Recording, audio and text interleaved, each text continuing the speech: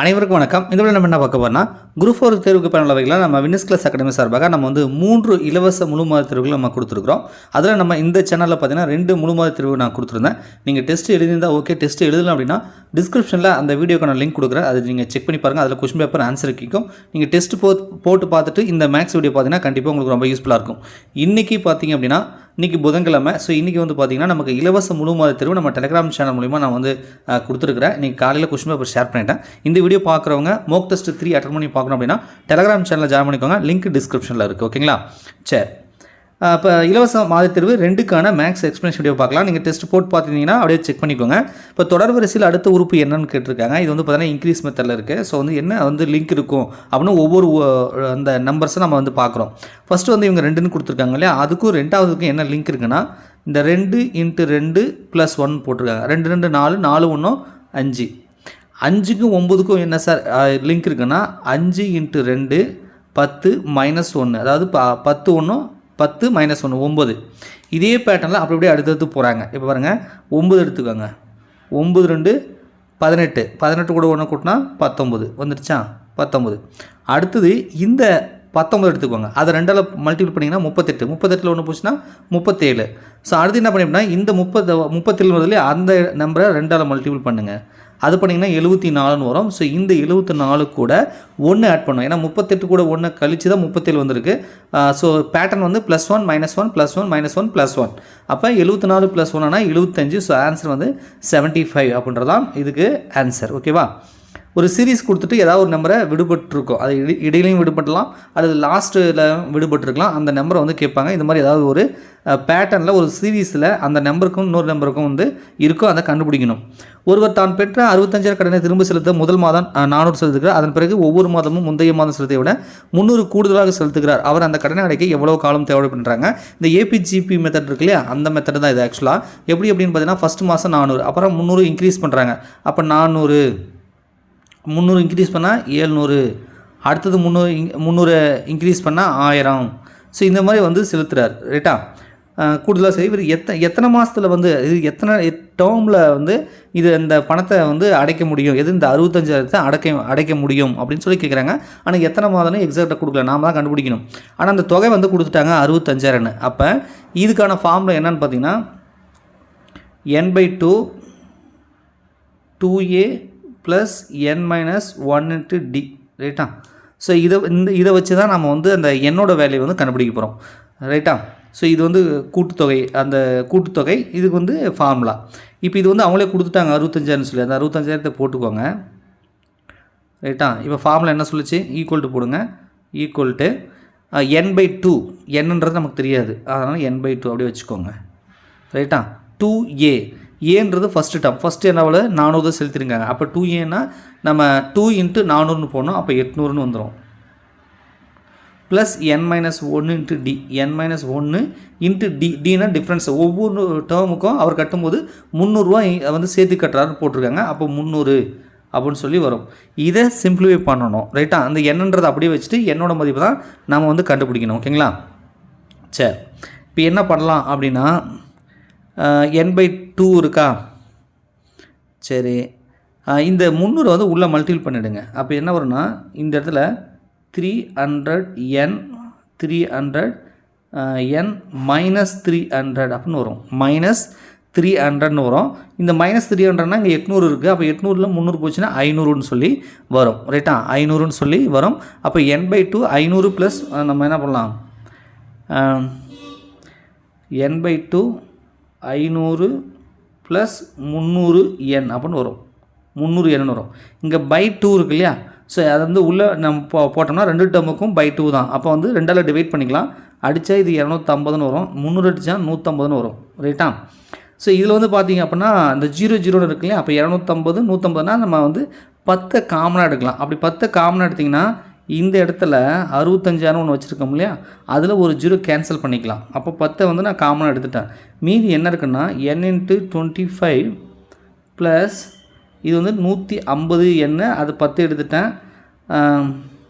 எனக்கு 15ன்னு வந்திருக்கும் இல்லையா? ஸோ 15n அப்படின்னு சொல்லி வந்திருக்கும். ஸோ இப்போ இந்த 2 டேர்ம்லையும் பார்த்தீங்கன்னா நம்ம ஃபிஃப்த் டேபிள் வந்து அதாவது ஃபிஃப்த்து வந்து காமன் எடுக்க முடியும், 5 வந்து காமன் எடுக்கலாம். 5 25 3 5 அந்த 5 எடுத்துகிட்டு வந்துடுங்க. ஸோ அந்த 5 நீங்கள் எடுத்துகிட்டு வந்தீங்கன்னா இங்கே 6500 ஏற்கனவே இருக்குது, ஒரு 5 இந்த பக்கம் எட்டு வந்துடுங்க. எட்டு வந்தீங்கன்னா இது இந்த இடத்துல என்ன வரும், 5 ப்ளஸ்ஸு இது 3 5 எண், அப்போ 3 எண், 5 + 3 எண் வரும். 5 + 3 எண், ஒரு எண் வந்து இந்த எண் வந்து அப்படியே தான் இருக்கும். ரைட்டா?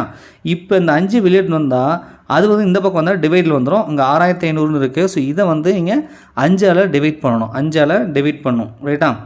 1 5 5 இதுக்கு மீதி 1 வரும், 3 5 5 2 0, அப்போ 1300 அப்படின்னு சொல்லி வந்திருக்கு. இப்போ என்ன வந்திருக்குன்னா இது அடிச்சிடலாம். 1300 = n × 5 + 3n அப்படின்னு சொல்லி கிடச்சிருக்கு. என்ன தான் நம்ம கண்டுபிடிக்க போகிறோம். ரைட்டா? ஸோ இதை வந்து நம்ம அப்படியே அந்த 1300 வந்து பிரிக்கிறோம். எப்படி பிரிக்கிறோம் அப்படின்னா 20 × 65 போடுங்க. 20 × 65 போட்டிங்கன்னா உங்களுக்கு 1300 வரும். இந்த 65 நான் எப்படி பிரிக்கிறேன் அப்படின்னா 60 + 5 போடுறேன்.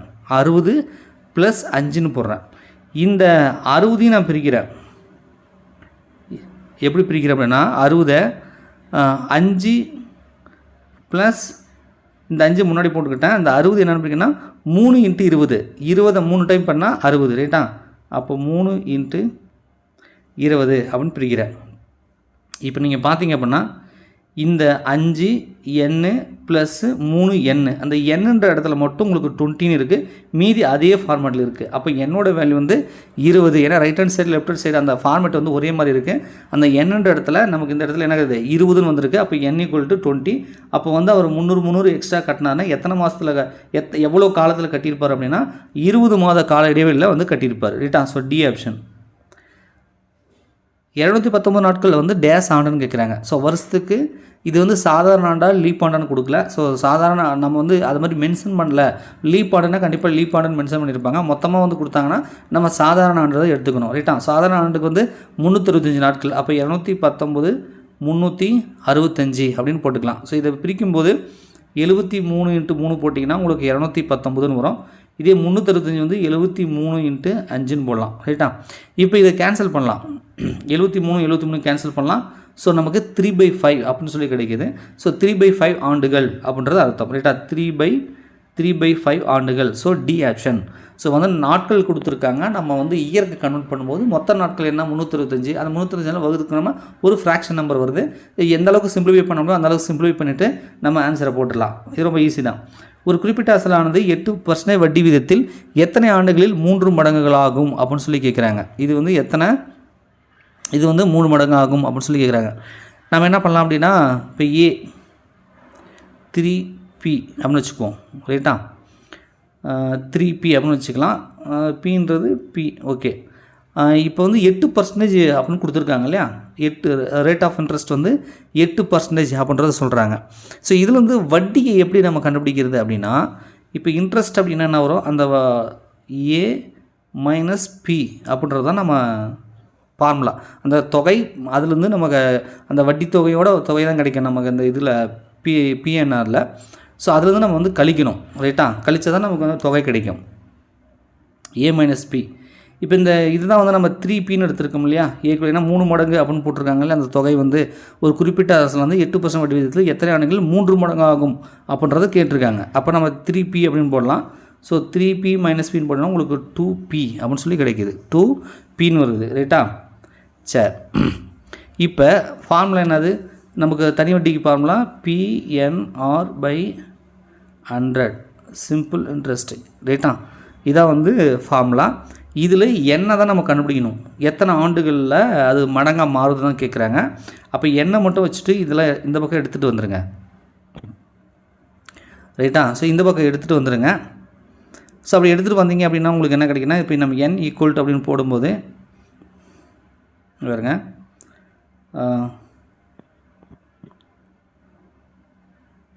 100 இது இந்த பக்கம் வந்துடும். Simple interest. ரைட்டா? அது ஒரு இன்ட்ரெஸ்ட்னா ஐன்னு வச்சுக்கலாம். வட்டி தொகை என்ன தான் கண்டுபிடிக்க போகிறோம். ஸோ பிஆர் வந்து கீழே வந்துடும். இது என்னன்றது அப்படியே இருக்குது. ரைட்டா? சரி. இப்போ I = நம்ம என்ன கண்டுபிடிச்சோம், 2Pன்னு கண்டுபிடிச்சோம். அதை சப்ஸ்டியூட் பண்ணுங்கள். 2Pன்னு போட்டுக்கலாம். ஸோ இப்போ 2Pனா இந்த PP கேன்சல் பண்ணலாம். பியும் கேன்சல் பண்ணலாம். ரேட் ஆஃப் இன்ட்ரெஸ்ட் ஆறுன்றது 8% கொடுத்துருக்கான், அதுக்கு நான் 8ன்னு போட்டுக்கலாம். ஸோ 8ன்னு போட்டுருங்க. இப்போ என்ன கிடைக்கிது, இங்கே 2 இங்கே 8, அப்போ 4 2 8, அப்போ 100/4ன்னு வருது. 100/4னா இந்த 100 4ஆல் வகுக்கலாம், அப்போ வகுத்தா 25 வரும். ஸோ n = 25 வருது. ஸோ 25 ஆண்டுகள் அப்படின்றத சொல்லலாம். ஸோ தனிவட்டி ஃபார்முலா தான், அதில் சப்ஸ்டியூட் பண்ணி நம்ம சிம்பிளிஃபை பண்ண போகிறோம். ரைட்டா? இரு சார்பக எண்களின் மீ/மா 5005, ஓர் எண் வந்து 65 எனில் மற்றொரு எண் என்ன அப்படின்னு சொல்லி கேட்குறாங்க. நான் ஏற்கனவே சொல்லியிருப்பேன், 2 நம்பர்கள் இருக்குது, அந்த 2 நம்பர்களோட எல்சிஎம் ஜிசிடி 2 மல்டிபிள் பண்ணால் அது வந்து 2 நம்பர்களோட மதிப்பை வந்து மல்டிபிள் பண்ணுறதுக்கு சமம் அப்படின்றத நம்ம சொல்லியிருப்போம். அதாவது XY இந்த 2 நம்பர் வச்சுக்கோங்க, இதனோட எல்சிஎம் HCF.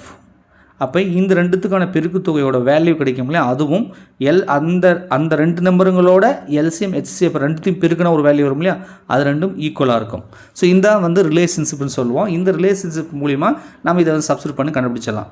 இது வந்து சார்பகா எண்கள் அப்படின்னு போட்டிருக்காங்க. ஒன்றுக்கு ஒன்று பிரைமாக இருக்குன்னு சொல்கிறாங்க. அப்போ வந்து மீப்போ வகுத்தி ரெண்டுத்துக்கும் இருக்கக்கூடிய அந்த வகுத்தி ஜிசிடி வந்து பார்த்திங்கன்னா உங்களுக்கு 1ன்னு இருக்கும். அதாவது HCFன்றது 1, அதாவது ஜிசிடின்றது 1. ரைட்டா? அதாவது கிரேட்டஸ்ட் காமன் டிவைசர். ஏன்னா ரெண்டும் வந்து சார்பகா எண்கள்.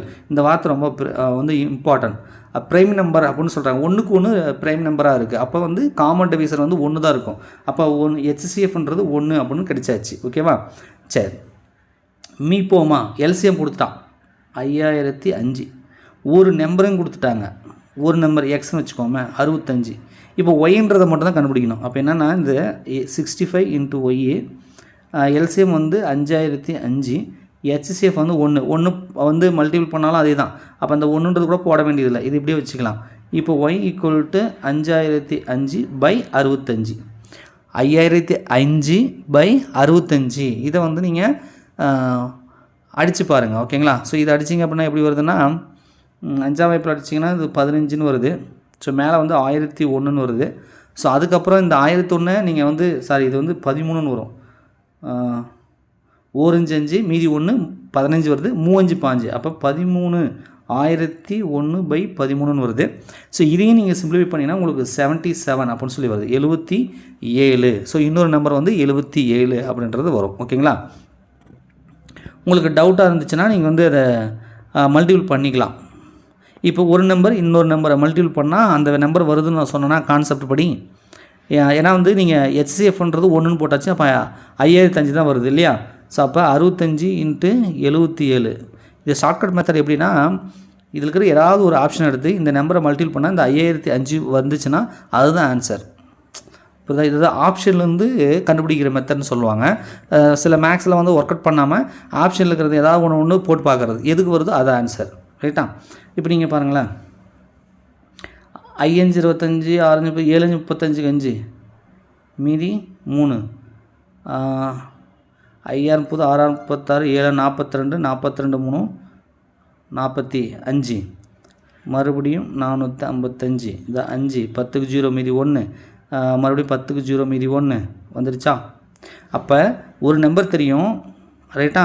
அப்போ எந்த நம்பர் வரும்னா அந்த நம்பரை வந்து அது வந்து அதாவது இந்த வேல்யூ, அதாவது HCF எல்சிஎம் இருக்குல்லையா, அந்த ரெண்டும் மல்டிபிள் பண்ணக்கூடிய வேல்யூ தான் அது வரணும் இல்லையா? அதனால் நம்ம 65 கூட ஏதாவது ஒரு நம்பரை வச்சு மல்டிபிள் பண்ணும்போது அந்த 5005 வந்துச்சுன்னா நம்ம அதுதான் ஆன்சர் சொல்லி போட்டுக்கலாம். ரைட்டா? சரி, ஒரு சமையல் குறிப்பில் ஒவ்வொரு 1.5 கப் அரிசிக்கு 2.25 கோப்பை தண்ணீர் தேவைப்படுகிறது எனில் அரிசி மற்றும் தண்ணீருக்கு இடையான விகிதத்தை காண்க அப்படின்னு சொல்லி சொல்கிறாங்க. அரிசி தண்ணிக்கும் உள்ள விகிதத்தை வந்து கண்டுபிடிக்க சொல்கிறாங்க. ரைட்டா? அப்போ என்னென்ன பண்ணலான்னா, இது 1/2 ரேஷியோ 2 3/4. இது கலப்பு பின்னத்தில் இருக்குது. ரைட்டா? ஸோ இதை வந்து ஃப்ராக்ஷனாக மாற்றிக்கலாம். எப்படின்னா 1 × 2 2 1 கூட்டினா 3 3/2ன்னு போடலாம். மிக்ஸ்டு ஃப்ராக்ஷன் நம்பராக இருக்குதுன்னு சொல்லுவாங்க, கலப்பு பின்னம் தமிழ்னு நினைக்கிறேன். ஸோ அது வந்து நம்ம இந்த மாதிரி ஃப்ராக்ஷனாக மாற்றிக்கிறது. அப்போ 4 2 8 8 3 11 11/4ன்னு வருது, 11/4 அப்படின்னு சொல்லி வருது. இதையும் வந்து சிம்பிளிஃபை பண்ணணும். அப்போ என்ன பண்ணலாம்னா இதை டிவைட் பண்ணிக்கலாம், அல்லது காமனாக்கிறதெல்லாம் எடுத்துடலாம். ஓகேவா? ஸோ என்ன பண்ணலான்னா 3/2ன்னு வந்துச்சா? அடுத்தது 11/4. 11/4 அப்படின்னா அதாவது 3/2 4/11. அப்போ 2 2 2 4 இங்கே 2ன்னு வந்துடும். அப்போ 2 6 6/11 வருது. அப்போ ரேஷியோ வந்து நம்ம 6:11 6:11 அப்படின்னு நம்ம சொல்லலாம். 6:11 அப்படின்றத நம்ம சொல்லலாம். ரைட்டா? ஸோ சி ஆப்ஷன் வந்து சரியாக இருக்குது. மெஷின் என்பது வந்து 19 7 9 14 15 20 21 போட்டுறாங்க. அப்போ டேஞ்சர் என்பது எவ்வாறு குறிக்கப்படும் அப்படின்னு சொல்லி வந்து கேட்டிருக்காங்க.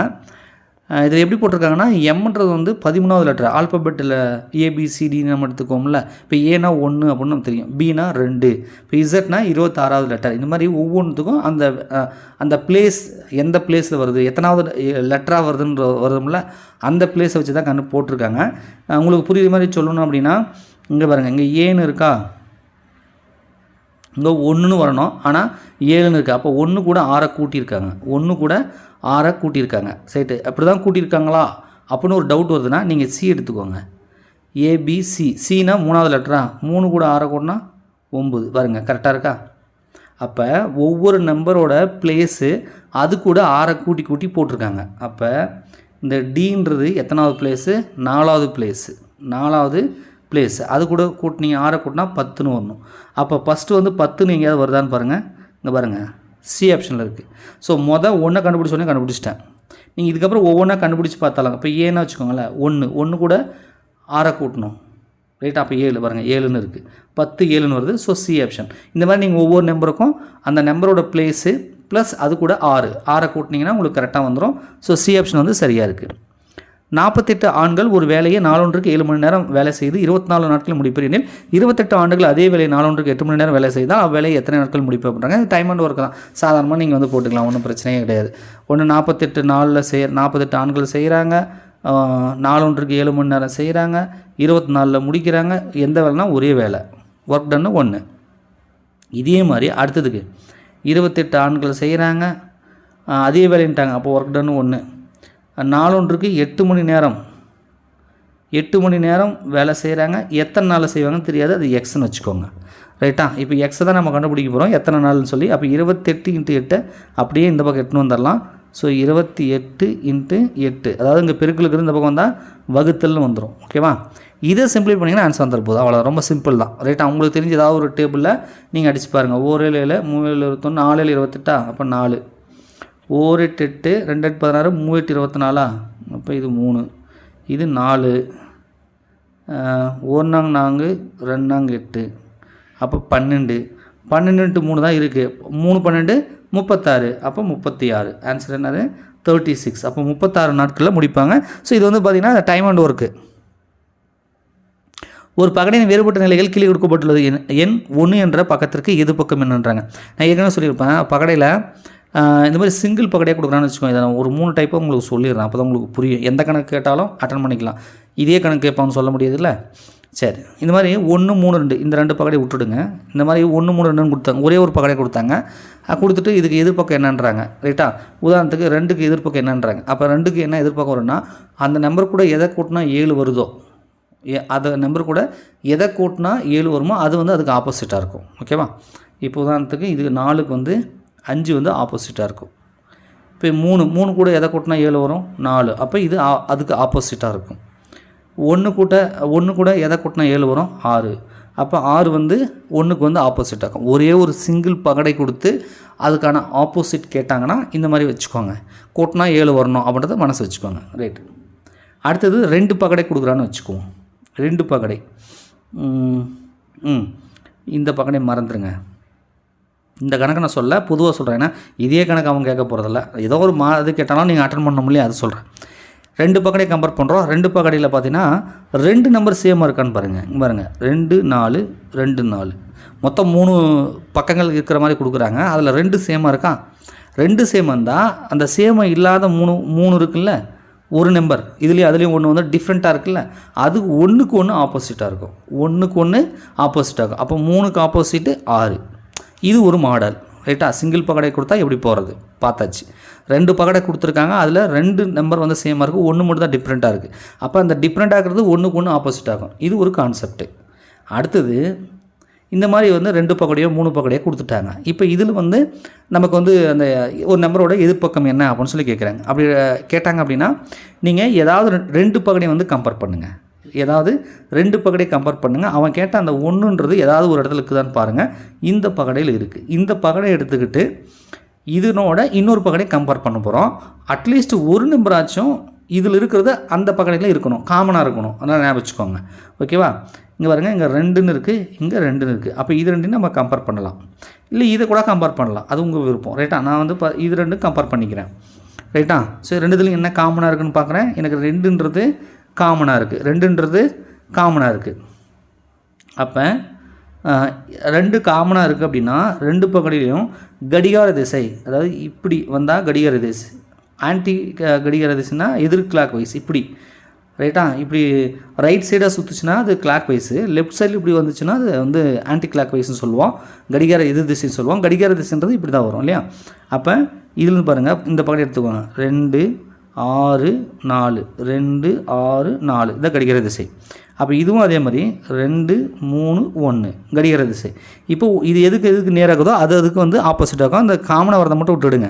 இப்போ பாருங்கள், 6க்கு 3 ஆப்போசிட்டாக இருக்கும், 4க்கு வந்து 1 ஆப்போசிட்டாக இருக்கும். எண் 1க்கு என்ன ஆப்போசிட்னு கேட்டிருக்காங்க. அப்போ நம்ம 1க்கு வந்து 4 ஆப்போசிட்டாக கண்டுபிடிச்சிட்டோம். அப்போ 4 தான் வந்து ஆப்போசிட்டாக இருக்கும். 1க்கு வந்து ஆப்போசிட் நம்பர் வந்து பக்கம் வந்து 4ன்ற அந்த நம்பர் தான். பகடையில் மொத்தமே 6 பக்கம் தான் இருக்கும். பகடையில் மொத்தம் 6 பக்கம் தான் இருக்கும் அப்படின்றத நீங்கள் தெரிஞ்சுக்கோங்க. ஓகேங்களா? சரி, மொத்தம் 3 கான்செப்ட் சொல்லியிருக்கேன். அந்த 3 ஏதாவது ஒரு கான்செப்ட் வரும், வந்துச்சுன்னா நீங்கள் போட்டுருங்க. ஓகேங்களா? 12 சென்டிமீட்டர் விட்ட அளவு கொண்ட கோலத்திற்கு 1 சென்டிமீட்டர் விட்ட அளவு கொண்ட கோலம் எத்தனை வார்க்கலாம் அப்படின்றாங்க. அப்போ வந்து அதனோட கன அளவு நமக்கு தெரியணும். இது வந்து கோலம்னு போட்டிருக்காங்க இல்லையா, அதனோட கன அளவு தெரியணும். நம்ம பெரிய கோலம் அது சின்ன கோலமாக பிரிக்கிறாங்க. அப்போ எத்தனை கோலம் பிரிக்கணுன்றாங்க. நம்ம வந்து ஃபஸ்ட்டு கன அளவுக்கான ஃபார்முலா ரீகால் பண்ணிக்கலாம். 4/3 πr³. ஸோ பெரிய கோலத்துக்கு வந்து r³ வச்சுருங்க. இதில் எத்தனை கோலம் செய்யலாம்னு கேட்குறாங்கன்னா அது கீழே போடுங்க, 4/3 πr³. இது சின்ன ஆர் போட்டுக்கோங்க. ரைட்டா? இப்போ ரெண்டுத்துலேயும் காமனாக இருக்கிறதால அடிச்சிருங்க. 4/3 π கேன்சல் பண்ணிவிடுங்க, காமனாக இருக்குது. இப்போ r³/r³ வருது. இப்போ பெரிய கோலம் வந்து என்ன சொல்லியிருக்காங்கன்னா 12 சென்டிமீட்டர் விட்டம்னு போட்டிருக்காங்க. விட்டம் அப்படின்னா அதாவது ஆரம் என்பது விட்டத்தில் பாதி. ரைட்டா? விட்டம்னா இப்படி இருக்கும், இது ஃபுல்லாக தான் விட்டம், நமக்கு ஆரம் மட்டும் ரேடியஸ் மட்டும் போதும். அப்போ சென்ட்ரல்லேருந்து வந்துச்சுன்னா அது பாதி. அப்போ r³. இது வந்து பார்த்தீங்கன்னா 1 சென்டிமீட்டர் விட்டன்றாங்க. அப்போ 1/2, அதாவது அந்த 1ல் பாதி, அது வந்து ஆரமாக இருந்திருக்கும் இல்லையா? அப்போ 1/2³ அப்படின்னு போட்டுருங்க. இப்போ 6³ பண்ணால் 216ன்னு வருது. ரைட்டா? 1³ பண்ணால் 1 தான், 2³ பண்ணால் 8ன்னு வரும். இது டிவைடுக்கு கீழே டிவைடுக்கிறதுனால அது கண்டிப்பாக அது மேலே வந்துடும். அப்போ 216 × 8ன்னு வருது. 216 8 கூட பண்ணிங்கன்னா 1728ன்னு வருது. 1728. ஸோ பி ஆப்ஷன் வந்து வருது. இதில் தெரிஞ்சிக்க வேண்டியது என்னென்னா கோலத்தோட கன அளவுக்கான ஃபார்முலா தெரியணும்.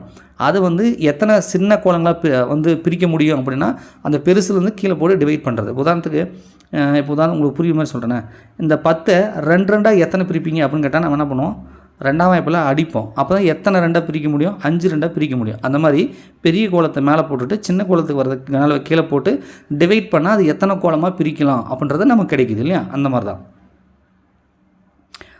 பல்லுறுப்புக்கோவையின் மீப்போமா காண்கின்றாங்க. போன டெஸ்ட் 1ல் நம்ம சொல்லியிருந்தோம் இல்லையா, இந்த மாதிரி வந்து நம்பர் கொடுக்காமல் இந்த மாதிரி ஒரு பல்லுறுப்புக்கோவை மாதிரி கொடுத்தாங்க, நான் பாலினாமிகள்னு சொல்லுவோம், அந்த மாதிரி வந்து கொடுத்தாங்க அப்படின்னா இது வந்து ஃபேக்டரேஷனை பிரித்து அதுக்கப்புறம் அதாவது காரணிப்படுத்துதல், தமிழில் தான் நினைக்கிறேன், காரணிப்படுத்துதல்னு சொல்லுவோம், ஃபேக்டரேஷனை பிரிக்கிறதுன்னு சொல்லுவோம் இங்கிலீஷில்.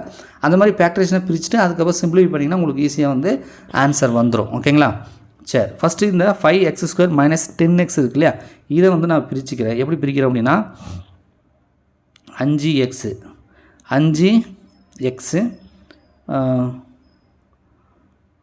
இன்ட்டு x - 2, அதாவது ரெண்டுத்துலேயும் காமனாக 5ஆம் வாய்ப்பாடு எடுக்கலாம். ஏன்னா 10க்கு 5க்குது, ரெண்டுத்துலேயும் காமனாக x இருக்குது. ஸோ 5x வெளியே எடுத்துட்டோம்னா மீதி x - 2ன்னு இருக்கும். அப்போ 5x x - 2. இது x² - 4ன்னு வருதுல்ல, இது எப்படி பிடிக்கலாம்னா 4 வந்து 2² போடலாம். 2² போட்டோம்னா a² - b² ஃபார்முலா வருது. a² - b² a + b × a - b, அதாவது x + 2 × x - 2 அப்படின்னு வரும். ரைட்டா? a² - b² ஃபார்முலா அதுதான். இது வந்து x - 2 ஹோல் ஸ்கொயர்னு போட்டிருக்காங்க. அப்போ x - 2 × x - 2ன்னு போட்டுக்கலாம். இப்போ 3மே நான் ஃபேக்டரேஷனை பிரிச்சுட்டேன். மீப்போமா காண்க அப்படின்னு போடுறாங்க. அது பொது மடங்கு எல்சிஎம் கேட்குறாங்க. எல்சிஎம் கேட்டாங்கன்னா என்ன பண்ணணும், பொதுவாக்குறதையும் எடுத்துக்கணும், மீதிக்கிறதையும் எடுத்துக்கணும். அதான கான்செப்ட்டு. ஸோ அப்போ என்ன வரும்னா பொதுவாக்கிறதும் எடுத்துக்கணும், மீதிக்கிறதும் எடுத்துக்கணும். அப்போ பொதுவாக்கிறது எக்ஸ் மைனஸ் 2 தான் எல்லாத்துலேயுமே இருக்குது. மூணுத்துலேயுமே எக்ஸ் மைனஸ் 2 இருக்குது. ஸோ எக்ஸ் மைனஸ் 2 போட்டுக்கலாம். எக்ஸ் ப்ளஸ் 2 அப்படின்றது ஒன்று இருக்குது. ரைட்டா? எக்ஸ் மைனஸ் 2 மூணுலேயும் காமனாக இருக்குது. எக்ஸ் ப்ளஸ் 2 ஒன்று இருக்குது. இந்த எக்ஸ் மைனஸ் 2ன்றது உங்களுக்கு வந்து 2 முறை வந்துருக்கு. அப்போ இதை ஸ்கொயராகவும் எடுத்துக்கலாம். ரைட்டா? X minus 2 whole square, X plus 2 இருக்குது, அதுக்கப்புறம் ஒரு 5x இருக்குது. ரைட்டா? 5x அப்படின்னு ஒன்று இருக்குது. இதான் வந்து எல்சிஎம். இந்த மாதிரி ஆப்ஷன் டைரெக்டாக அவங்க கொடுக்கல. அப்போ என்ன பண்ணியிருக்காங்கன்னா எக்ஸ் மைனஸ் 2 ஹோல் ஸ்கொயர்ன்றது எல்லாத்துலேயும் இருக்கா இருக்குது. இந்த எக்ஸ் ப்ளஸ் 2 அப்படின்னு இருக்கு இல்லையா? ஸோ இதை என்ன பண்ணியிருக்காங்க அப்படின்னா உள்ள எக்ஸை எடுத்துகிட்டு போய் மல்டிபிள் பண்ணியிருக்காங்க. அப்போ எக்ஸ் ஸ்கொயர் இது வந்து 2x அப்படின்னு வரும். நீங்கள் பாருங்கள், X square 2x X minus 2 whole ஸ்கொயர்னு வருது. ரைட்டா? ஸோ அது வந்து கரெக்டாக இருக்குது. அப்போ சி ஆப்ஷன் வந்து சரியாக இருக்குது. ஸோ இது மாதிரி பிபினோசி அந்த சீக்வன்ஸ் சீரிஸ் கொடுத்துட்டு F10ன்றது என்னென்னு கேட்குறாங்க. அவங்களே வந்து ஃபார்முலா கொடுத்துட்டாங்க. Fn அப்படின்னா ஒரு பிபினோசி நம்பர் இருக்குது. அப்படின்னா அதுக்கு முன்னாடி நம்பரை வந்து நம்ம ஆட் பண்ணோம். Fn-1 ப்ளஸ் Fn-2 அப்படின்றத ஆட் பண்ணோம். F1 கொடுத்துட்டாங்க, 2 கொடுத்துட்டாங்க. அப்போ F3ன்றதை நம்மளால் ஈஸியாக கண்டுபிடிக்க முடியும். அதுக்கு முன்னாடி நம்ம Fn-, அதுக்கு முன்னாடிக்கிறது F2, அது 3. Fn-2 அதுக்கும் முன்னாடிக்கிறது 1. அப்போ F3னா 4. F3னா 4. ரைட்டா? இதே மாதிரி F5 கண்டுபிடிக்கணும். அது எப்படி சார்னா இதுக்கு முன்னாடிக்கிறது வந்து 4, அதுக்கு முன்னாடி இருந்தது என்னது 3. அப்போ F5 வந்து 7. இதே மாதிரி நீங்கள் 5, 6, 7, 8, 9, 10 அப்படின்னு கண்டுபிடிச்சிட்டே போகணும். ஓகேவா? ஸோ இந்த மாதிரி நீங்கள் அந்த சீக்வன்ஸில் நீங்கள் அப்ளை பண்ணிட்டே போனீங்கன்னா உங்களுக்கு என்ன வருதுன்னா F8ன்றதை போட்டு பாருங்கள். F8ன்றது 29 + 18 அப்படின்னு சொல்லி வருது, 47. இதே F9 அப்படின்றது இந்த 47 எடுத்துக்கணுமா, 47. அதுக்கு முன்னாடிக்கு நம்பர் ஒன்று வேணும், அது 29 கிடச்சிருக்கும். F7 அது வந்து 29. அது ரெண்டுத்தையும் ஆட் பண்ணால் 76 வருது. ஸோ இப்போ F10ன்றது இதுக்கு முன்னாடிக்கிற நம்பர் வந்து 76, அதுக்கும் முன்னாடிக்கிற நம்பரு என்னது 47. அப்போ 76, 47 கூட்டினீங்கன்னா 123 வருது. So D option. ஸோ இந்த ஃபார்முலாவில் நம்ம அப்படியே ஒன்றா போட்டு வந்து F10 கண்டுபிடிக்கணும். ரைட்டா? சரி. M என்பவர் n-இன் மகள், n-இன் மகன் O மற்றும் O என்பவர் P-இன் அப்பா ஆவார் எனில் P மற்றும் n-இன் தொடர்பு என்ன, அவங்க 2 பேருக்கும் உள்ள ரிலேஷன்ஷிப் என்ன அப்படின்னு சொல்லி வந்து கேட்டிருக்காங்க. ரைட்டா? சரி. M என்பவர் n-இன் மகள். M என்பவர் யாருன்னா என்னோட மகள். அப்போ என்னன்றவங்க ஒருத்தர் இருக்காங்க. ரைட்டா? இவங்களோட மகள் தான் M. ரைட். n-இன் மகன் O. n-இன் மகன் O. M என்பவர் n-இன் மகள். n-இன் மகள். இவங்க மகளா? சரி. n-இன் மகன் O. n-இன் மகள், n-இன் M என்பவர் n-இன் மகள், n-இன் மகன் O. சரி. இவன் மகன்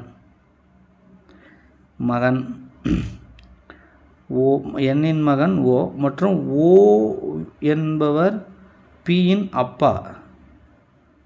O என்பவர் P-இன் அப்பா. P-இன் அப்பானா இவங்களுக்கு ஒரு புள்ள இருக்குது. P-இன் அப்பா அவர் எனில் P மற்றும் n-இன் தொடர்பு என்ன அப்படின்னா இவன் மகன் ஆகிப்போச்சு, அவனுக்கு ஒரு மகன் இருக்கான். ரைட்டா? அதை அப்பான்னு கொடுத்துருக்காங்க. அப்போ இது வந்து பேர பிள்ளையாக வருது. ரைட்டா? அப்போ என்னக்கும் இந்த P-க்கும் உள்ள ரிலேஷன்ஷிப் வந்து ஒன்று இவங்க பாட்டி ஆகலாம் அல்லது தாத்தாவாகலாம். பாட்டி அல்லது தாத்தா. அப்போ இவங்க பாட்டின்னு கொடுத்துருக்காங்க. ஸோ அது வந்து பாட்டின்னு வருது. ரைட்டா? சரி. அடுத்து வரும் உறுப்பு என்ன அப்படின்றாங்க. இங்கே பாருங்க, ஆல்பாபெட்டும் இருக்குது, நம்பர் இருக்குது, ரெண்டுத்துமே கண்டுபிடிக்கணும். ஸோ இப்போ ஏதாவது ஈஸியாக இருக்குன்னு பார்க்கலாம். இப்போ Z, X அப்படின்னு போட்டிருக்காங்க. அப்புறம் 1 விட்டு 1 போட்டிருக்கிற மாதிரி நமக்கு தெரியுது. X, Y, Z. PQRSTUVWX. அப்போ W விட்டு X போட்டிருக்காங்க. இப்போ ரிவர்ஸில் 1 விட்டு 1 விட்டு போட்டிருக்காங்க. இங்கே பாருங்கள், PQR அந்த மாதிரி வந்து போட்டிருக்காங்க. அப்போ அதுக்கு முன்னாடி என்ன வந்திருக்கும், ஒரு லெட்டர் விட்டு தான் அது வந்து வந்திருக்கும் இல்லையா. இப்போ பிஆர் இருக்குன்னா எல்எம்என்ஓ, அப்போ என்னன்னு வந்திருக்கணும், என்னன்னு ஒரு ஃபஸ்ட் லெட்ரு. அப்போ இந்த 2 ஆப்ஷன் வராது, சிடியும் கேன்சல், ஏவா பியா அப்படின்னு பார்க்கணும். 26 76 26 76. அப்போ நம்பர் வந்து இவங்க ரெண்டுத்துக்கு ஒன்று தான் போட்டிருக்காங்க. அப்போ நம்பரை செக் பண்ண வேண்டிய அவசியம் இல்லை. ஆனால் நம்பர் என்ன ஃபார்மேட்டில் இருக்குது உங்களுக்கு சொல்லி கொடுக்கணுன்றதுனால சொல்கிறேன். இது மெயின் எக்ஸாம் தான், இதை போட தேவையில்லை. ஏன்னா ரெண்டுத்துக்கும் ஒரே, இப்போ ஏவோ பி தான் வரப்போகுது. 26 76 அவனே கொடுத்துட்டான். அப்போ 2ல் ஒன்றுனா எஸ்டியை மட்டும் கண்டுபிடிச்சா போதும், எல்லாத்தையும் கண்டுபிடிக்கணும் அவசியம் இல்லை. பட் இருந்தாலும் என்ன சீரிஸ் இருக்குதுன்னு பார்க்கலாம். நான் சொல்லிடுறேன் உங்களுக்கு, ஓகேவா. அதாவது 1ன்றது 1, 1 × 1, அதுக்கப்புறம் +1, அதாவது 1 × 1 1 வரும். இது கூட +1 பண்ணால் 2. அடுத்த சீரிஸ் 2க்கு அப்புறம் என்ன வருதுன்னா 2 × 2 +2, அதாவது 2 2 4 4 2 6 வருதா. அடுத்த சீரிஸ் என்ன அப்படின்னா 6 × 3 +3, 6 3 18 18 3 21. அடுத்தது இந்த 21 எடுத்துகிட்டு 4ஆல் பண்ணணும், 4ஆல் பெருக்கணும், 4 ஆட் பண்ணணும், 3ஆல் பெருக்கணும், 3 ஆட் பண்ணணும், 2ஆல் பெருக்கணும், 2 ஆட் பண்ணணும், 1ஆல் பெருக்கணும், 1 ஆட் பண்ணணும். இந்த சீரீஸில் இது போயிட்டுருக்கு, ரைட்டா. அப்போ 21 × 4 போட்டிங்கன்னா 84, 84 கூட 4 கூட்டினா 88. அந்த நம்பர் வந்து இதே மாதிரி போகுது. 88 கூட 5 பெருக்கணும், அதுக்கப்புறம் 5 கூட்டணும். அப்போ 440 + 5 445 வருது. இந்த 445 6ஆல் மல்டிபிள் பண்ணி 6 கூட்டணும். அப்போ 2670 + 6 வருது, 26 76 வருது. ஆனால் நமக்கு வந்து இப்போ நம்பர் சீரீஸில் வந்து நமக்கு தேவையில்லை. ஏன்னா ஆப்ஷனை பார்க்கும்போது ரெண்டுத்துக்கும் காமனாக இருக்குது. எஸ்டி இதை தான் கண்டுபிடிக்கிறோம். ஏ பி சி டி 2 விட்டு போட்டிருக்காங்க. அடுத்தது டியா இஎஃப்ஜி 2 விட்டு போட்டிருக்காங்க. அப்போ 2 விட்டு போட்டிருக்காங்கன்னா பிக்கு தான் பி கியூ ஆர் எஸ் 2 விட்டு போடணும், த எஸ். அப்போ எஸ்ன்னு முடியும். அப்போ ஃபஸ்ட் ஆப்ஷன், ரைட்டா. ஸோ சிம்பிளாக முடிச்சிடலாம். அதாவது ஆல்பாபெட்டை வச்சு கண்டுபிடிக்கலாம், நம்பர் கண்டுபிடிக்க வேண்டிய அவசியம் இல்லை இந்த கொஷினுக்கு. ஒருவேளை நம்பர் வந்து ரெண்டுத்துக்கும் மாற்றி மாற்றி கொடுத்தாங்கன்னா அந்த நம்பர் அந்த சீரீஸ் என்னவாக இருக்கும் அப்படின்னு கண்டுபிடிக்கிற மாதிரி இருக்கும், ரைட்டா. 1³ + 2³ + 3³ + k³ = 4356 k-ன் மதிப்பு என்னன்றாங்க. இது மாதிரி 1² + 2² 3² ஃபார்முலா இருக்குது. நேச்சுரல் நம்பர் ஆட் பண்ண ஒரு ஃபார்முலா இருக்குது. இது வந்து 10ஆம் வகுப்பில் சிறப்பு சீரீஸாக நம்பர் சிஸ்டத்தில் கொடுத்துருப்பாங்க. சிறப்பு தொடர் அந்த மாதிரி ஒன்று கொடுத்துருப்பாங்க. அதில் இருக்குது கூட்டுத்தொடர், பெருக்கு தொடர் கீழே கொடுத்துருப்பாங்க. ஏபிஜிபிக்கு கீழே இருக்கும் சிறப்பு தொடர்னு சொல்லி, அதில் வரக்கூடிய கணக்கு, ரைட்டா. சரி, இப்போ இந்த கியூபில் வந்துச்சுன்னா என்ன சார் ஃபார்முலா அப்படின்னா n × n + 1 / 2² அப்படின்றது ஃபார்முலா. n × n + 1 / 2² formula. என்னன்றதுக்கு பதிலாக தான் இவங்க கேன்னு போட்டிருக்காங்க, ரைட்டா. இந்த மதிப்பு அவங்களே கொடுத்துட்டாங்க, 4356 அப்படின்னு சொல்லி அவங்களே வந்து கொடுத்துட்டாங்க, ரைட்டா. அப்போ என்ன பண்ணலான்னா இங்கே வருங்க, இது வந்து கேன்னு வச்சுக்கோங்க. கே வச்சாலும் சரி, என் வச்சாலும் சரி. அங்கே என்னுக்கு பதிலாக கேனுக்குது, நான் கேன்னு போட்டுக்கிறேன். இந்த மதிப்பு தான் 4356 அப்படின்னு சொல்லி கொடுத்துருக்காங்க. இந்த 4356 வந்து 66² எழுதலாம், 66² எழுதலாம், ரைட்டா. அப்போ 2 பக்கமும் ஸ்கொயர் இருந்துச்சுன்னா 2 பக்கமும் ஸ்கொயரை கேன்சல் பண்ணலாம். அப்போ k × k + 1 / 2 66ன்னு வரும். இந்த 2 இந்த பக்கம் எடுத்துகிட்டு வந்துடுங்க, ரைட்டா. × 2ன்னு போட்டுக்கோங்க. அப்போ k × k + 1 அந்த 2 எடுத்துகிட்டு வந்தோமா, ஆமாம். இங்கே 66ன்னு ஒன்றுச்சு, இங்கே ஒரு 2 வந்துச்சா. இந்த 66 எப்படி பிரிக்கிறேன் அப்படின்னா 11 × 6 அப்படின்னு நான் பிரிச்சுக்கிறேன். 11 × 6 × 2 அப்படின்னு பிரிக்கிறேன். இப்போ 6 × 12, அப்போ 11 × 12ன்னு வருது. இந்த 12 என்ன எழுதலாம், 11 + 1ன்னு எழுதலாம், ரைட்டா.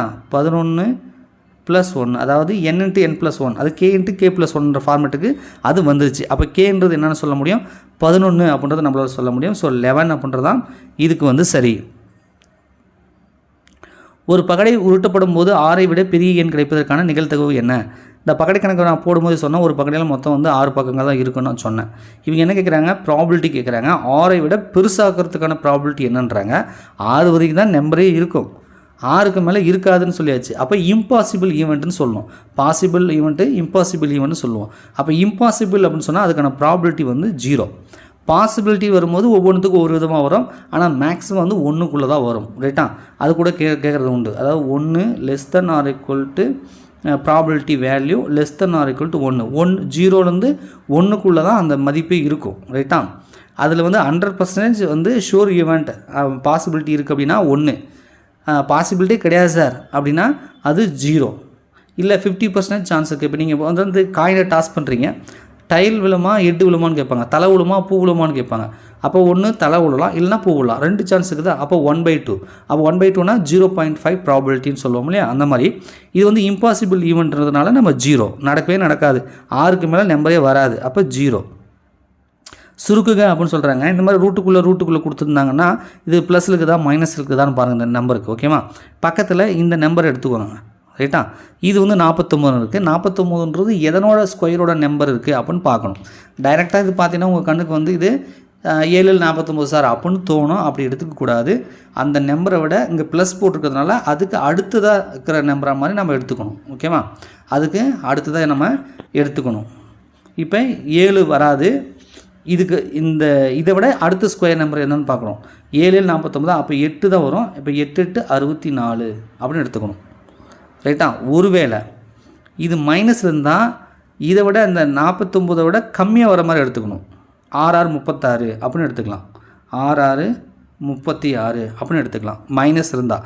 ஆனால் இங்கே ப்ளஸ் போட்டிருக்காங்க, அப்போ அந்த இதை விட நமக்கு அதிகமாக வரணும். எக்ஸாக்டாக அதே வரக்கூடாது, ஏன்னா இங்கே ப்ளஸ் இருக்கிறதுனால கண்டிப்பாக எக்ஸாக்டாக அது வராது.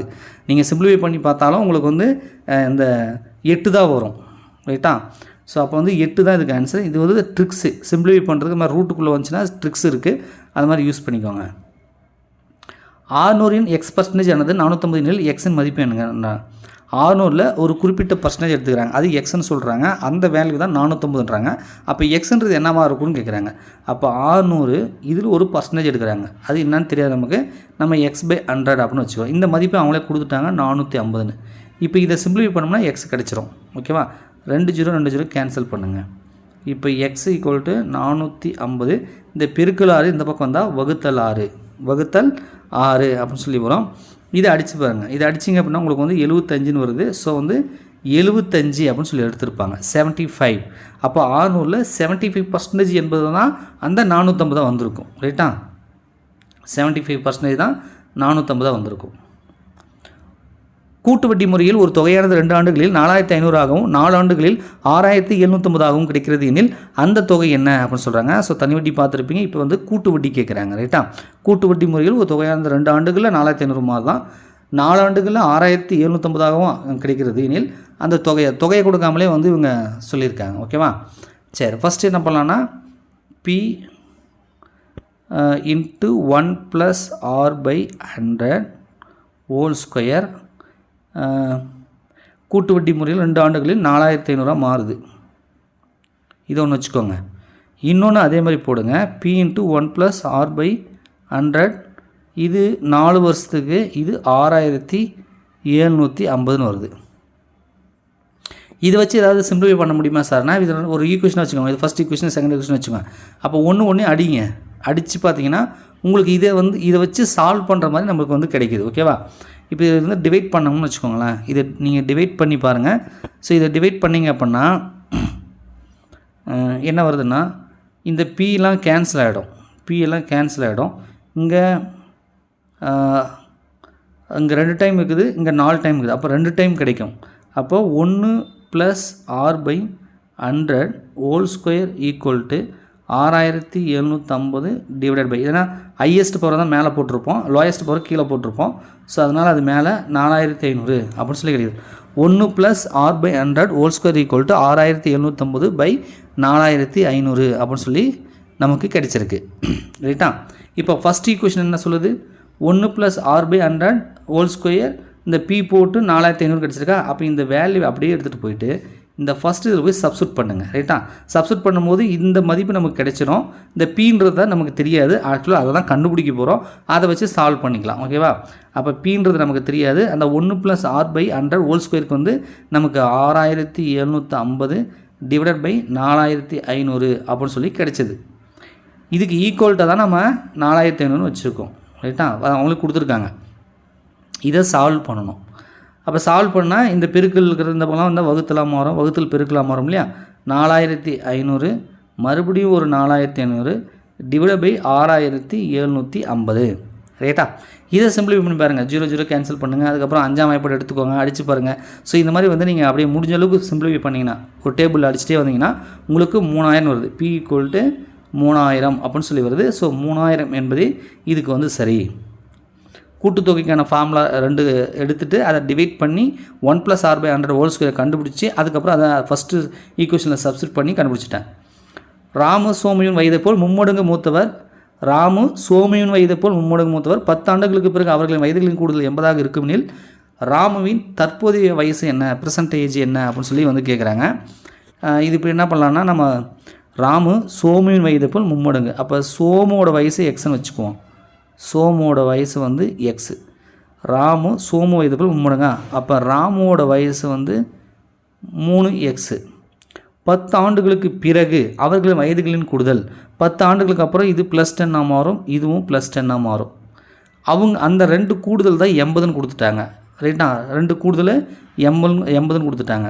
அப்படின்னா x + 10 3x + 10 = 80. ரைட்டா, இப்போ வந்து எக்ஸும் 3xனா 4xன்னு வரும். 10 10 கூட்டினா 20ன்னு வரும். அந்த 20 இந்த பக்கம் 8 வந்துடுங்க. 8 வந்தால் -20 மாறும். ஏற்கனவே 80 இருக்குது, 80ல் 20 போனால் 60ன்னு வரும். அப்போ 4x = 60னா எக்ஸை மட்டும் வச்சுட்டு 4 இந்த பக்கம் 8 வந்துடுங்க. அது வகுத்தல் 4ஆக மாறும். இது அடித்து பார்த்தா 1 நாங்க மீதி 2 வருது, 5 நாங்க 20, அப்போ 15ன்னு வருது. அப்போ x = 15 அப்படின்னு கிடைச்சது. x = 15 அப்படின்னு கிடைக்கிது. ஆனால் யாரோட ஏஜ் இவங்க கேட்குறாங்க? ராமுவோட ஏஜ் தான் கேட்குறாங்க. ராமோட ஏஜ் பெர்சன்டேஜ் வந்து நம்ம 3xன்னு எடுத்துருக்கோம். 10 வருஷத்துக்கு அப்புறம் தான் 3x + 10 பெர்சன்டேஜ் வந்து 3xன்னு எடுத்துருக்கோம். அப்போ எக்ஸோட மதிப்பு 15ன்னு கிடச்சிது. அதை அப்படியே சப்ஸ்டிட் பண்ணுங்கள். அப்போ 3 × 15 அப்படின்னு போடுங்க. ரைட்டா, ஸோ 3 × 15 போட்டிங்கன்னா 45 வருது. ஸோ 45 தான் அப்போ ராமோட பெர்சன்டேஜ். 9000 மாத சம்பளத்தில் ஒருவர் கீழ்கண்டவர் செலவு செய்தால் அவர் உணவுக்காக செலவிடும் சதவீதம் எவ்வளவு அப்படின்னு சொல்லி கேட்குறாங்க. இது ஒரு சர்க்கிளோட மொத்த டிகிரி எவ்வளோனா 360 டிகிரி. ரைட்டா, சர்க்கிளோட மொத்த அந்த டிகிரின்றது 360 டிகிரி. அதை நம்ம இப்படிலாம் பார்த்துருப்பீங்க. இது வந்து இப்படி வந்தால் இது வந்து 90 டிகிரி, இது ஃபுல்லாக வந்தால் 180 டிகிரி, இது வந்து 270 டிகிரி, இப்படி ஃபுல்லாக வந்துச்சுன்னா 360 டிகிரி. அந்த 360 டிகிரி தான் இவங்க வந்து பிரிச்சிருக்காங்க. ஓகேவா? ஸோ அதில் இவங்க என்ன கேட்குறாங்க, ஃபுட்டுக்கு கேட்டாங்களா, உணவுன்னு போட்டிருக்காங்க. அப்போ உணவுனா ஃபுட்டுக்கு வந்து 144 டிகிரின்றதை இந்த இதில் மென்ஷன் பண்ணியிருக்காங்க. அப்போ 144னா நான் சொன்னேன் வட்டத்துக்கு வந்து மொத்த டிகிரி வந்து 360. அப்போ 144 / 360 நமக்கு சதவீதம் தான் கேட்குறாங்க. அப்போ ×100ன்னு போட்டுக்கோங்க. ×100ன்னு போடுங்க. அப்போ ஒரு 0 கேன்சல் பண்ணுங்கள். இப்போ 36 இருக்குது, இங்கே 10 இருக்குது. இந்த 36 அடித்து பாருங்கள். அடித்தா 4 36 வந்து 144 வரும். ரைட்டா, 4 வரும். ஸோ இங்கே வந்து 10 இருக்குது. அப்போ 4 10 40. அப்போ 40%, 40% வந்து செய்கிறாங்க. 40% வந்து செய்கிறாங்க. ரைட்டா, உணவுக்கு வந்து செலவு பண்ணுறாரு. ஒருவேளை 40 எவ்வளோ தொகை செலவு பண்ணுறாங்கன்னு கூட கேட்கலாம். அப்படி கேட்டாங்கன்னா இவர் 40% செலவு பண்ணுறான்னு தெரியுது. கொடுத்துங்கிற தொகை வந்து 9000. அப்போ இந்த 9000த்தில் அவர் 40% வந்து செலவு பண்ணுறாரு. அப்படின்னா இதுக்கு 40%ன்றது எவ்வளோ? அப்போ /100 × 40 ஒருவேளை கேட்டால் எதுக்கு தெரிஞ்சு வச்சுக்குவாங்க. ஏன்னா இப்படியே கேட்பான்னு சொல்ல முடியாதுல்ல. அப்போது சர்க்கிள் கொடுத்தாங்க, டிகிரியில் கொடுத்தாங்க. அதில் ஒவ்வொன்றுத்துக்குமே நம்மளால் பர்சன்டேஜ் கண்டுபிடிக்க முடியும். அவங்களுடைய மாத சம்பளம் கொடுத்தாங்க, அதில் வருஷத்துக்கான சம்பளம் கொடுக்குறாங்க, அது சம்பளம் தொகை ஏதாவது கொடுக்குறாங்க அப்படின்னா அந்த பர்சன்டேஜ் வச்சு அந்த தொகையை வந்து கண்டுபிடிக்கணும். அப்போ அது வந்து நமக்கு கிடைச்சதை வந்து அந்த மொத்த சம்பளம், மாத சம்பளமோ வருஷ சம்பளமோ என்ன கொடுத்துருக்காங்களோ /100 அந்த பர்சன்டேஜ் போட்டால் நம்ம ஆன்சர் வந்துடும். 2 0 கேன்சல் பண்ணுங்கள். அப்போ 90 × 40ன்னு வரும். 90 × 40 9 36 2 0. அப்போ 3600 வந்து அந்த 9000த்தில் 3600 வந்து அவர் சாப்பாட்டுக்கே செலவு பண்ணுறாரு அப்படின்னு கிடச்சிருச்சு. ரைட்டா, ஸோ மேபி இந்த மாதிரி கூட கேட்குறதுக்கு வாய்ப்புகள் இருக்குது, தெரிஞ்சு வச்சுக்கோங்க. விடுபட்ட எண்ணை காண்க அப்படின்றாங்க. இங்கே கொஸ்டின் மார்க் போட்ட இடத்துல என்ன நம்பர் வருன்றாங்க. அப்போ இந்த டேபிள் இருக்கிற நம்பர்லாம் ஒவ்வொன்றுத்துக்கும் ஒரு ரிலேஷன்ஷிப் இருக்கும். எப்படி ஏதாவது ஒரு பேட்டர்னில் தான் அந்த நம்பரை வந்து போட்டிருப்பாங்க. அது எந்த மாதிரி போட்டிருக்காங்கன்னு நம்ம பார்க்குறோம். ஃபஸ்ட்டு வந்து பார்க்குறோம், இந்த பாருங்கள், இந்த 4 7 28, அந்த 1 வருது மேலே இருக்குதுல்ல, அதை மைனஸ் பண்ணால் 27 ஃபஸ்ட்டு வந்துருச்சா. இதே மாதிரி இந்த எடுத்துக்கோங்க, I8 40 மேலே 2க்கு தான் -2, ஸோ 38. அப்போ இதே சீரீஸில் இது பார்த்தா உங்களுக்கு 9 6 54, மேலே என்ன இருக்குது 3 இருக்குது. அப்போ 54 - 3னா 51. ஸோ ஆன்சர் வந்து 51. கொஸ்டின் மார்க் இடத்துல வர வேண்டிய நம்பர் வந்து 51. A/B 5:7 மேலே B/C 6:11 எனில் A/B/C மதிப்பு என்ன அப்படின்னு சொல்லி வந்து கேட்டிருக்காங்க. ரொம்ப சிம்பிள் தான். இது மாதிரி கேட்டு நம்ம A/B/C கேட்குன்னா இதுலேயும் B இருக்குது, இதுலேயும் B இருக்குது. ஆனால் ரெண்டுத்துக்கும் மதிப்பு வந்து வேறையாக இருக்குது. இங்கே 7 இருக்குது, இந்த B வந்து 6 இருக்குது. ரைட்டா? அப்போ என்ன பண்ணலான்னா இந்த ஃபஸ்ட்டு இதை வந்து 6ஆல் மல்டிபிள் பண்ணுங்கள், அது 7ஆல் மல்டிபிள் பண்ணுங்கள். அப்போ B வந்து காமனாக கிடச்சிரும். அதுக்கப்புறம் ஏதாவது முடிஞ்சால் சிம்பிளிஃபை பண்ணிக்கலாம். சிம்பிளிஃபை பண்ணுறதா தான் பண்ணலாம், அல்லது அவங்க ஆப்ஷனில் அப்படியே கொடுத்தா அப்படியே கூட போட்டுக்கலாம். ரைட்டா? அப்போ இதை என்ன பண்ணுறேன், 6ஆல் மல்டிபிள் பண்ணுறேன். அப்படி பண்ணும்போது ரெண்டு பக்கமும் பண்ணணும். அதாவது ஏவும் பண்ணணும், பியும் பண்ணணும். 6×5 30, 6×7 42. இது A/B கிடச்சிது. இதுக்கு வந்து 7ஆல் மல்டிபிள் பண்ணணும். அப்போ 7ஆல் பண்ணால் 6×7 42. இது 11 7ஆல் பண்ணால் 77. இப்போ ரெண்டுத்துலேயுமே B வந்து காமனாக இருக்கா? காமனாக இருந்துச்சுன்னா நம்ம A/B/Cன்னு எழுதிக்கலாம். அப்போ 30 42 77. 30 42 77. இதை சிம்பிளிஃபை பண்ண முடியாது, ஏன்னா 77ன்னு இருக்குது. ஸோ அதனால் சிம்பிளிஃபை பண்ண முடியல. ஒருவேளை வேறு ஏதாவது வந்து நம்பர் வந்துச்சு, ஏதாவது மூணுத்துக்கும் காமனாக ஏதாவது ஒரு டேபிளில் அழிக்க முடியும் அப்படின்னா நீங்கள் வந்து அடித்து அதை சிம்பிளிஃபை பண்ணிக்கலாம். ரைட்டாக? இவன் அப்படியே கொடுத்துருக்காங்க பாருங்கள். 30 42 77ன்றது B ஆப்ஷனாக இருக்குது. ஸோ இந்த கணக்கு B ஆப்ஷன் வந்து சரி. ஒருவரின் கூலி வந்து 50% குறைக்கப்படுகிறது எனில் பின்னர் குறைக்கப்பட்ட விலையில் 50% அதிகரிக்கப்படுகிறது எனில் அவருக்கு வந்து லாபமாக நஷ்டமா? அது நஷ்டம். லாபத்தில் 0.25% நஷ்டம், 2.5% நஷ்டம், 25% நஷ்டம், லாபமும் இல்லை நட்டமும் இல்லை அப்படி மாதிரி கொடுக்குறாங்க. இப்போ இது வந்து நம்ம எப்படி கெஸ் பண்ணுறாங்க அப்படின்னா, ஒருவரோட சம்பளம் வந்து 100 ரூபான்னு வச்சுக்குவோம். 50% குறைக்கிறாங்கன்னா 50 ரூபா குறைக்கிறாங்க. 100க்கு 50% என்பது 50. இப்போ அவரோட சம்பளம் 50% குறைச்சதுக்கப்புறம் 50 ரூபா. குறைச்சதுக்கப்புறம் 50 ரூபாயில் மறுபடியும் 50% இன்க்ரீஸ் பண்ணுறாங்க. இதில் குறைச்சதுக்கப்புறம் வாங்கின 50 ரூபாயில் தான் 50% இன்க்ரீஸ் பண்ணுறாங்க. அப்போ அந்த 50 ரூபாயில் 50% 25 ரூபா. அப்போ இன்க்ரீஸ் பண்ணுறது வந்து 25 ரூபா தான் இன்க்ரீஸ் பண்ணியிருப்பாங்க. இப்போ அவர் வாங்கக்கூடிய சம்பளம் வந்து 75 ரூபா. இப்போ வாங்குகிற சம்பளம் வந்து 75 ரூபா. ஆனால் ஃபஸ்ட்டு அவர் வாங்கினது எவ்வளோ? நம்ம கெஸ் பண்ணது 100 ரூபா. அப்படி தான் நம்ம எடுத்துக்கிட்டோம். ரைட்டா? 100 ரூபான்னு எடுத்துக்கிட்டோம். 50% குறைச்சாங்க, 50 ரூபா வாங்குறாரு. குறைச்ச 50 ரூபாயிலேருந்து ஒரு 50% இன்க்ரீஸ் பண்ணுறாங்க. அப்போ 75 ரூபா வாங்குறாரு. இப்போ ஃபஸ்ட்டு இதுக்கும் கம்பேர் பண்ணும்போது 25 ரூபா குறையுது. அவருடைய சம்பளம் வந்து 25 ரூபா குறையுது. அதை சதவீதத்தில் சொல்லணும் அப்படின்னா 100க்கு தானே நம்ம எடுத்துக்கிட்டோம். அதனால் 25% வந்து அவருக்கு நட்டம். ஸோ 25% அவருக்கு நட்டம். ஸோ D ஆப்ஷன் வந்து சரி. ஒரு வகுப்பில் ரோகன் மேலிருந்து 7வது தரத்திலும் கீழிருந்து 26வது தரத்திலும் தேர்ச்சி பெற்றார் அப்படின்றாங்க. ஸோ உங்கள் மேலேருந்து 7வது பிளேஸ், அப்படியே கீழே வந்தீங்க அப்படின்னா 26வது பிளேஸ் அப்படின்றாங்க. அப்போ மொத்த ஸ்ட்ரென்த் என்னென்னா இந்த 7வது ரேங்க்கு அவர் இருக்கார். இதுக்கு கீழே எத்தனை பேர் இருப்பாங்கன்னா 25 பேர் தான் இருப்பாங்க. ஏன்னா அவர் மறுபடியும் கீழே வந்து 26வது ரேங்க் இருக்காங்க. அப்போ அது கீழே அவர் வந்து 25 பேர் இருப்பாங்க. இந்த 7 பேர் எடுக்கும்போதே அவர் அந்த ரேங்க்கில் அவர் அந்த ஸ்ட்ரென்த்தில் வந்துடுறாரு இல்லையா? அப்போ 7 மட்டும் தான் எடுத்துக்கிறோம். கீழே வந்து 25 பேர் தான் எடுத்துக்கணும். மறுபடியும் நீங்கள் 26 எடுத்துக்கிட்டிங்கன்னா அவரை 2 முறை கூட்டுறதுக்கு சமம் ஆகிடும். அவர் ஒருத்தர்னா ஒரு முறை தான் நம்ம ஆட் பண்ணணும். அது 7 ஆட் ஆயிடுச்சு. ஸோ 5 பேர் வந்து அவருக்கு கீழே இருந்து இருப்பாங்க அப்படின்னு வச்சுக்குவோம். அப்போ 7 25னா உங்களுக்கு 32. ஸோ அப்போ ஒட்டுமொத்த அந்த ஸ்ட்ரென்த் மாணவர் எண்ணிக்கை வந்து 32. ஸோ B ஆப்ஷன் வந்து உங்களுக்கு சரியாக இருக்கும். ரைட்டா? ஸோ இந்த மாதிரி தான் கேட்பாங்க. ஃபஸ்ட்டு டெஸ்ட் கொஞ்சம் நான் டஃப்பாக கேட்டிருப்பேன். அது டஃப்பாக கேட்டேன்னா நிறைய டெரிவேஷன் பண்ணி ஆன்சர் போடுற மாதிரி கேட்டிருந்தேன். ஸோ இந்த டெஸ்ட் வந்து ஓரளவுக்கு மீடியமாக உங்களுக்கு வந்து பார்த்தாலே சம போடுற மாதிரி கொஞ்சம் சிம்பிளாக தான் கேட்டிருந்தேன். ஸோ மீடியம் டஃப் 2 லெவலுமே கேட்டிருக்கிறோம். ஏன்னா மேக்ஸிமம் குரூப் 4ல் உங்களுக்கு மீடியமாக தான் கேட்பாங்க. ஒரு சில கணக்கில் வந்து டஃப் கொடுத்து கேட்பாங்க. அதுக்கும் நீங்கள் தயாராக இருக்கணும்னா ஃபஸ்ட்டு டெஸ்ட்டில் பொறுத்த வரைக்கும் கொஞ்சம் கஷ்டமாக கேட்டிருந்தேன். இந்த டெஸ்ட் பார்த்திங்கன்னா கொஞ்சம் ஈஸியாக இருந்திருக்கும்னு நாங்கள் சொல்லி நம்புகிறோம். 3வது முழு மாதிரி தேர்வு. ரைட்டா? அப்போ நீங்கள் 2 டெஸ்ட் பார்த்துட்டீங்க. 3வது முழு மாதிரி தேர்வு இப்போ இன்றைக்கி டெலகிராமில் வந்து கொஸ்டின் பேப்பரை வந்து ஷேர் பண்ணியிருக்கேன். ஸோ டெலகிராம் சேனலுக்கான லிங்க் டிஸ்கிரிப்ஷனில் இருக்குது. நீங்கள் ஜாயின் பண்ணி அந்த டெஸ்ட்டு போட்டு பாருங்கள். ஸோ இன்றைக்கி ஈவினிங் வந்து ஆன்சர் கீ அதுக்கான மேக்ஸ் சொல்யூஷன் பிடிஎஃப்பும் டெலகிராமில் வந்து நான் வந்து ஷேர் பண்ணுவேன். ஸோ 200க்கு எத்தனை கொஸ்டின் அட்டன் பண்ணியிருக்கீங்க அப்படின்றத நீங்கள் வந்து செக் பண்ணி பார்த்துக்கலாம். ஸோ நம்ம சேனலை வந்து சப்ஸ்கிரைப் பண்ணி வச்சுக்கோங்க. அடுத்து வரக்கூடிய குரூப் 2 2Aக்கான டெஸ்ட் பேட்ச்க்கான அட்மிஷன் வந்து போயிட்டுருக்கு. ஸோ 80-127 81561 8012781561 இந்த வாட்ஸ்அப் நம்பருக்கு மெசேஜ் பண்ணி கால் பண்ணி கேளுங்க. மேற்கொண்டு விவரம் கொடுப்பாங்க. நம்ம சேனலுமே குரூப் 2 2Aக்கான டெஸ்ட் பேட்ச் அட்மிஷனுக்கான ஒரு வீடியோவும் நான் வந்து போட்டிருப்பேன். செக் பண்ணி பாருங்கள். நன்றி, வணக்கம்.